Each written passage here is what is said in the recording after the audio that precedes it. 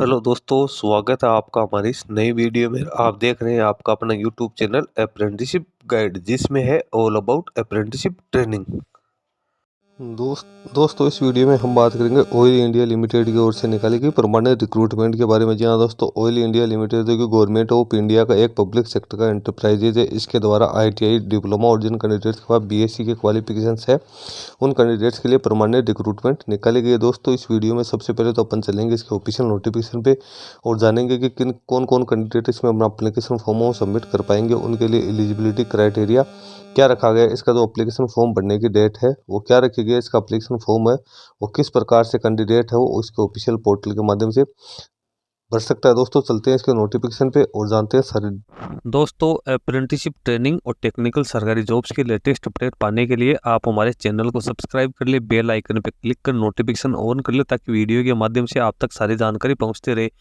दोस्तों आप हमारे टेलीग्राम चैनल और व्हाट्सएप ग्रुप को भी ज्वाइन कर ले, जिसका लिंक हमारे वीडियो के डिस्क्रिप्शन बॉक्स में अवेलेबल है, जिस पे मैं लगातार आपको अपडेट करता रहता हूं। दोस्तों यदि आप बैंकिंग या फाइनेंशियल सेक्टर से जुड़ी रिक्रूटमेंट की लेटेस्ट अपडेट और जानकारी प्राप्त करना चाहते हैं तो आप हमारे another YouTube channel banking jobs guide को सब्सक्राइब कर ले, जिसका लिंक हमारी वीडियो के डिस्क्रिप्शन बॉक्स में अवेलेबल है, जिस पे मैं लगातार बैंकिंग सेक्टर और फाइनेंशियल सेक्टर के द्वारा जो भी वैकेंसी निकाली जाती है उससे संबंधित वीडियो अपलोड करता रहता हूँ।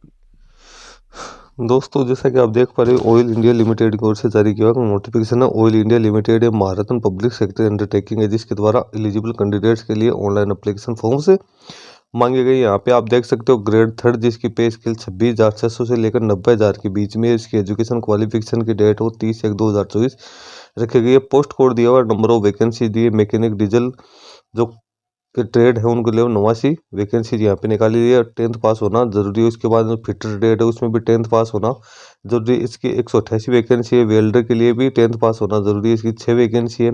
उसके बाद इंस्ट्रूमेंट मैकेनिक है, उसके पास 10th होना जरूरी है, उसकी 24 वैकेंसी है। उसके बाद इलेक्ट्रिशियन के पास ट्रेड सर्टिफिकेट प्लस 10th पास, इसके साथ ही इलेक्ट्रिकल वर्कमैन का परमिट होना जरूरी है, इसकी 32 वैकेंसी है। फिर इलेक्ट्रॉनिक मैकेनिक की बात करें तो इसकी 13 वैकेंसी है। फिर मैकेनिक मोटर व्हीकल की बात करें तो इसमें 10 वैकेंसी है। उसके बाद में सर्वेयर की बात करें तो यहाँ पे 3 वैकेंसी है। फिर IT ESM IT ICTSM IT trade की 7 वैकेंसी निकाली गई है। फिर प्लम्बर की 6 वैकेंसीज है।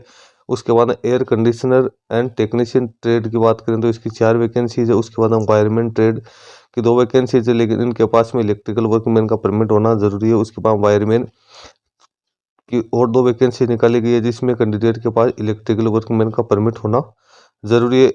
उसके बाद में नीचे अपन चलते हैं तो ग्रेड थर्ड पे स्केल 26,600 90,000, इसमें अपन देखें तो इसमें 10+2 साइंस और डिप्लोमा होना जरूरी है OT टेक्नोलॉजी में, और कैंडिडेट के पास 2 साल का एक्सपीरियंस होना जरूरी है। इसकी 3 वैकेंसी है। उसके बाद 10+2 साइंस और diploma in emergency and first aid की बात करें 2 साल का पोस्ट क्वालिफिकेशन एक्सपीरियंस जिनके पास है वो उनकी 3 वैकेंसी निकाली गई है। उसके बाद 10+2 साइंस और सर्टिफिकेट या डिप्लोमा ICU टेक्नोलॉजी और 2 साल का एक्सपीरियंस है वो 2 पदों के लिए अप्लाई कर सकते हैं। उसके बाद 10+2 साइंस स्ट्रीम और जिनके पास डिप्लोमा है सैनिटरी इंस्पेक्टर में 1 साल का कम से कम और 3 साल का एक्सपीरियंस है वो कैंडिडेट भी 2 पोस्ट के लिए अप्लाई कर पाएंगे। उसके बाद ग्रेड फोर्थ की बात करें जिसकी पे स्केल 32,000 से लेकर 1,27,000 रखी गई, इसमें 10+2 रखी गई। इसके साथ ही कैंडिडेट के बाद GNM का या BSc नर्सिंग की क्वालिफिकेशन होनी जरूरी है, उनकी 2 वैकेंसीज है।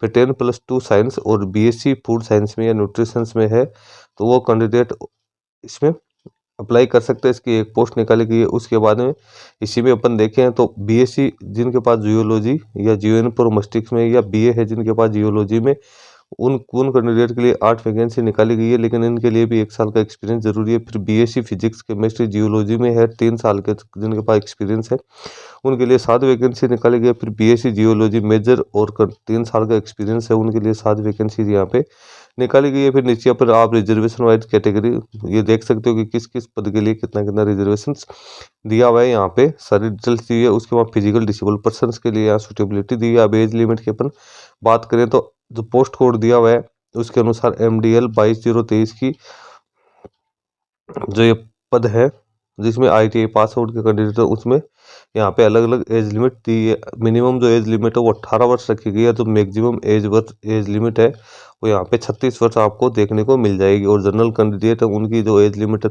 32-33 वर्ष यहाँ पे रखी गई है।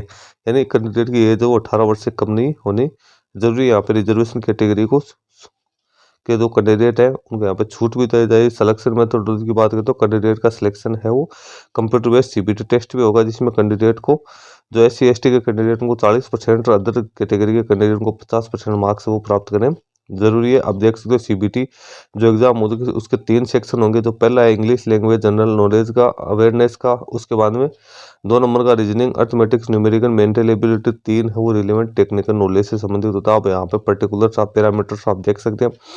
पार्ट ए की बात करें तो English language general knowledge awareness and questions on oil India limited 20% marks आएंगे।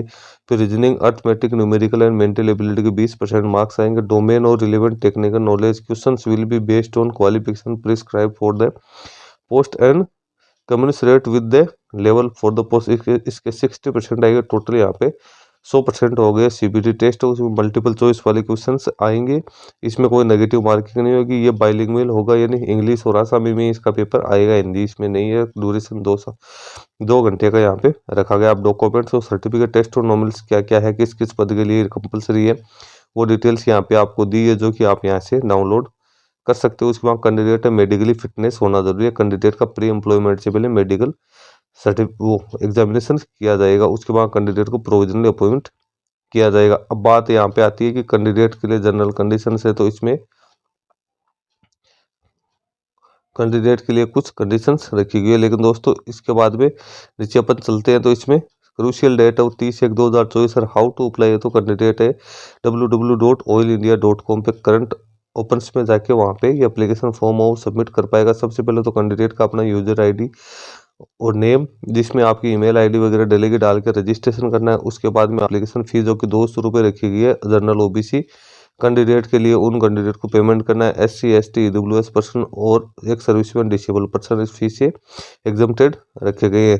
तो दोस्तों जो भी कैंडिडेट सारी एलिजिबिलिटी क्राइटेरिया कंप्लीट करते हैं उसमें एप्लीकेशन फॉर्म सबमिट कर सकते हैं। लेकिन दोस्तों इस मेन कंडीशन जो आपको मैं बता दूं कि इसमें फॉर्म है वो कौन कौन कैंडिडेट्स भर सकते हैं, तो इसकी जानकारी आपको ऊपर ही ऊपर देखने को मिल जाएगी। यहाँ पे आप देख सकते हो ये कैंडिडेट है जो कि कहाँ के रहने वाले हैं, डिब्रूगढ़, तिनसुकिया, शिवा सागर, सारिया देव जो आसाम जिले में आसाम डिस्ट्रिक्ट स्टेट में है, और चेंगलेंग डिस्ट्रिक्ट इन अरुणाचल प्रदेश। वही कैंडिडेट इसमें एप्लीकेशन फॉर्म और सबमिट कर पाएंगे। यानी आसाम और जो अरुणाचल प्रदेश की डिस्ट्रिक्ट है वहीं के कैंडिडेट्स में एप्लीकेशन फॉर्म सबमिट करवाएंगे। इसके अतिरिक्त जिन कैंडिडेट्स ने भी ऑयल इंडिया लिमिटेड में अप्रेंटिसशिप की है और जिनके पास भी वैलिड ऑयल इंडिया